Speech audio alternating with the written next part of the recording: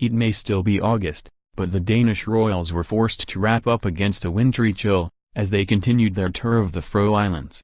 Leading the way was Crown Princess Mary, casually clad in a guylet and cozy grey knit with a woolen beanie. She was joined by husband Crown Prince Frederick and their children Princesses Josephine and Isabella, Princes Christian and Vincent.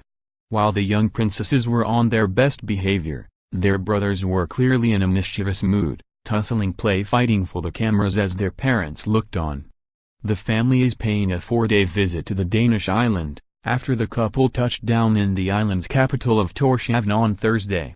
There the Crown Prince couple participate in an official greeting ceremony on the quay, where the Prime Minister will deliver a speech welcoming them, before paying a visit to the rowing club Nr. They will later visit the government buildings on the Tinganes Peninsula. They will take part in a second welcoming ceremony at the Square Vagley in the city center. The family's visit came just 2 days after dozens of pilot whales and white-sided dolphins were slaughtered as part of the annual hunting season on the Faroe Islands.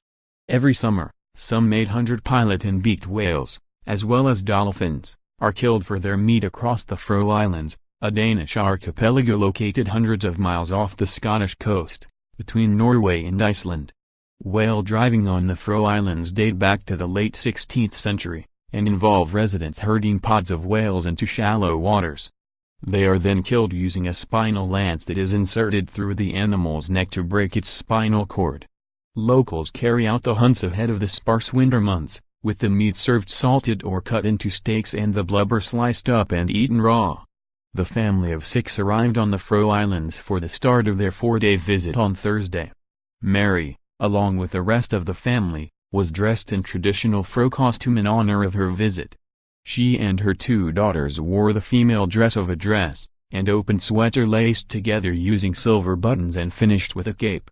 Meanwhile her husband and their 2 sons wore a waistcoat and felt coat with silver buttons, blue stockings and the famous floppy hat.